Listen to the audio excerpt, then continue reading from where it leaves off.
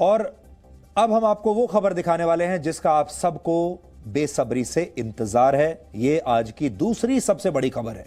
लेकिन अगर देश के परिवारों की बात करें, हम आम नागरिकों की बात करें, तो शायद ये उनके लिए सबसे बड़ी खबर है, क्योंकि आपके निवाले की चिंता करने वाले किसानों के बाद अब हम बात करेंगे आपके स्वास्थ्य का ख्याल रखने वाले शहद की।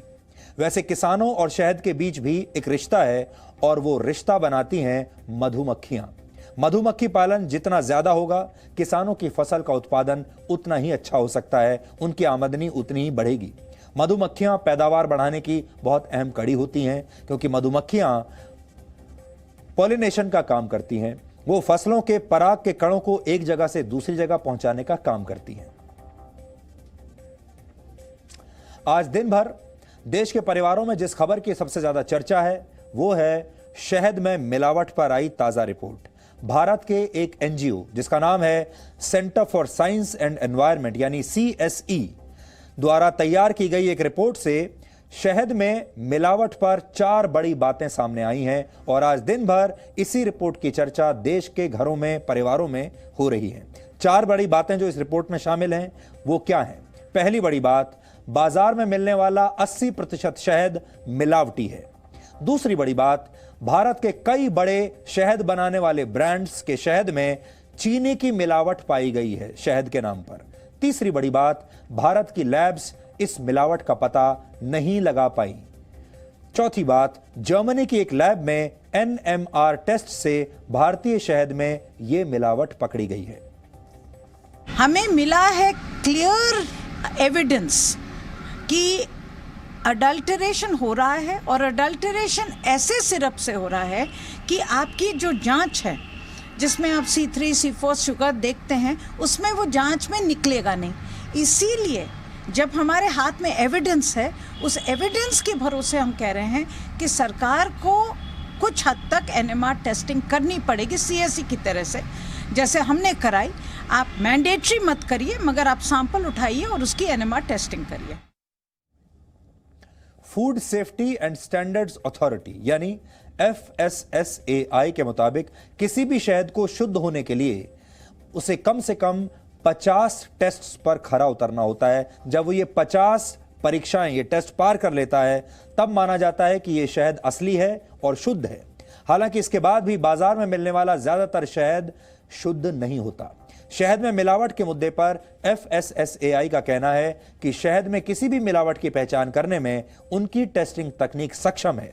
वहीं NMR यानी न्यूक्लियर मैग्नेटिक रेजोनेंस टेस्ट की कीमत बहुत ज्यादा है, जिसका असर शहद की कीमतों पर भी पड़ सकता है।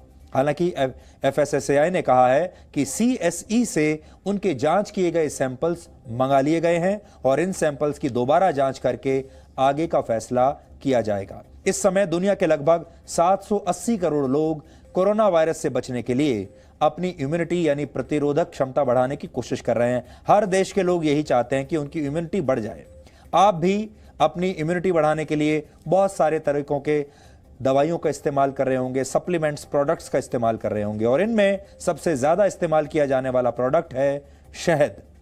आजकल बहुत सारे लोग सुबह उठते ही गुनगुने पानी में नींबू और शहद मिलाकर पीते हैं। हो सकता है आप भी पीते होंगे और आप सबका यही मानना है कि ऐसा करने से आपकी इम्यूनिटी बढ़ेगी, और बहुत सारे लोग तो इसलिए भी करते हैं कि वो ऐसा मानते हैं कि इससे उनका वजन घटेगा, इससे वो फिट रहेंगे, स्वस्थ रहेंगे और कोरोना वायरस के संक्रमण से भी बच पाएंगे। कोविड इन्फेक्शन से बचने के लिए और कोरोना संक्रमण से ठीक होने के लिए आजकल काढ़ा भी बहुत पिया जा रहा है। घर घर में लोग काढ़ा पी रहे हैं और इस काढ़े में भी शहद का ही इस्तेमाल किया जाता है। ऐसे में मिलावटी शहद का इस्तेमाल आपको कोरोना संक्रमण से बचाने के बदले और बीमार बना सकता है। आप जानकर हैरान होंगे कि दुनिया में सबसे ज्यादा मिलावट शहद में ही होती है। ऐसा नहीं कि हमारे देश में ही मिलावट हो रही है, दुनिया भर में शहद में मिलावट होती है। संभव है कि आपके डॉक्टर ने भी आपको शहद का इस्तेमाल करने की सलाह दी होगी। हालांकि आपके पास मौजूद शहद के शुद्ध होने की संभावना काफी कम है और इससे आपका वजन कम होने के बदले बढ़ भी सकता है। ये आम आदमी के साथ सबसे बड़ा घोटाला होगा अगर ये रिपोर्ट सही है तो। इसलिए आज से ऐसी कंपनियों और व्यापारियों को हम मधु माफिया का नाम दे रहे हैं जो नकली शहद आपको बेचते हैं। शहद में मिलावट पर इस रिपोर्ट के बाद भारत में शहद बेचने वाली बड़ी बड़ी कंपनियों ने अपनी सफाई भी दी है। पहली बात तो यह है कि इस रिपोर्ट में जिन कंपनियों का नाम लिया गया उसमें शहद बनाने वाली लगभग तमाम सारी बड़ी कंपनियां हैं। उनके बारे में कहा गया है कि उनके प्रोडक्ट में कमी है, लेकिन शहद बनाने वाली भारतीय कंपनियां जो हैं उन्होंने कहा है कि उनका शहद 100% शुद्ध और स्वदेशी है। भारतीय कंपनियां चीन से शहद या शुगर सिरप नहीं खरीदती और यह शहद भारतीय मधुमक्खी पालकों से ही खरीदा जाता है। इसे भारतीय शहद उद्योग और निर्माताओं को बदनाम करने की साजिश बताया गया है ताकि प्रोसेस्ड हनी को हमारे देश में बढ़ावा दिया जा सके और ऐसा करके जर्मन टेक्नोलॉजी और मशीनों को प्रमोट किया जा रहा है जिनकी कीमत करोड़ों रुपए में है। यानी ये एक बिजनेस राइवलरी का भी एक एग्जाम्पल हो सकता है, ये बिजनेस राइवलरी का एक विषय भी हो सकता है। शहद में मिलावट के पीछे साधारण सा गणित है, पहले आप ये समझ लीजिए। आप ये गणित समझ जाएंगे तो मिलावट की वजह भी आप समझ पाएंगे। शहद कारोबारी मधुमक्खी पालकों से शुद्ध शहद 100 रुपए प्रति किलो से लेकर 1000 रुपए प्रति किलो तक खरीद सकते हैं। यह कीमत क्वालिटी के हिसाब से तय होती है, जबकि शुगर सिरप केवल 40 रुपए प्रति किलो के भाव पर मिल जाता है। यानी शुगर सिरप बहुत सस्ता होता है। अब आप सोचिए, रिटेल मार्केट में आपको शहद 200 से 400 रुपए प्रति किलो की औसत कीमत पर मिलता है। शहद की प्रोसेसिंग, पैकिंग और ट्रांसपोर्टेशन यानी सारी लागत लगाने के बाद भी आपको वो शहद 200 रुपए किलो में मिल रहा है, जिसकी रॉ मटेरियल की कीमत ही 100 रुपए से शुरू होती है। भारत में मिलावटी शहद बेचने वालों को चीन से भी मदद मिलती है, यानी आपके शहद में चीन की घुसपैठ भी हो चुकी है और इसके जो प्रमाण है वो हम आपको अब दिखाते हैं। चीन की वेबसाइट्स पर गारंटी के साथ ऐसा शुगर सिरप बेचा जा रहा है जो टेस्ट प्रूफ होता है, यानी शहद में इस शुगर सिरप की मिलावट को पकड़ना किसी भी मशीन के लिए मुश्किल ही नहीं, नामुमकिन होता है। इस समय भी चीन की कई बड़ी कंपनियां ऐसा test proof sugar syrup websites पर बेच रही हैं। शहद में मिलावट करने वाले मधु माफिया अक्सर इसे पकड़ने की कोशिश करने वालों से 2 कदम आगे ही रहते हैं। भारत सरकार को भी इसकी जानकारी है और वो जब भी कोई नई गाइडलाइंस लाती है तो ये जो माफिया है ये इन गाइडलाइंस से बचने के लिए कोई नया शुगर सिरप लेकर आ जाते हैं। यानी हर बार एक ऐसा शुगर सिरप इस शहद में मिला दिया जाता है जो कि टेस्ट करने वाली मशीनों की पकड़ में नहीं आता, इसलिए ये सारे शहद पास होते चले जाते हैं। ये जिम्मेदारी FSSAI की होती है कि वो देखे कि बाजार में कोई भी खाने पीने का जो प्रोडक्ट है वो हो गुणवत्ता के मामले में सही हो, वो शुद्ध हो। शहद को जांचने की जिम्मेदारी भी उसकी है, लेकिन उसकी मशीनें इस मिलावट को पकड़ नहीं पाई।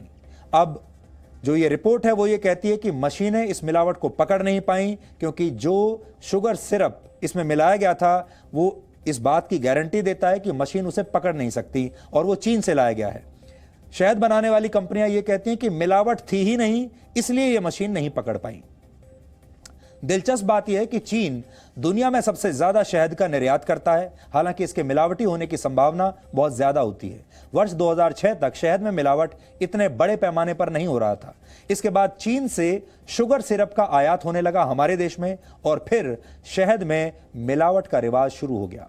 2 वर्ष पहले तक भारत में 11,000 मीट्रिक टन शुगर सिरप आयात हो रहा था और इसका 70% चीन से खरीदा गया था।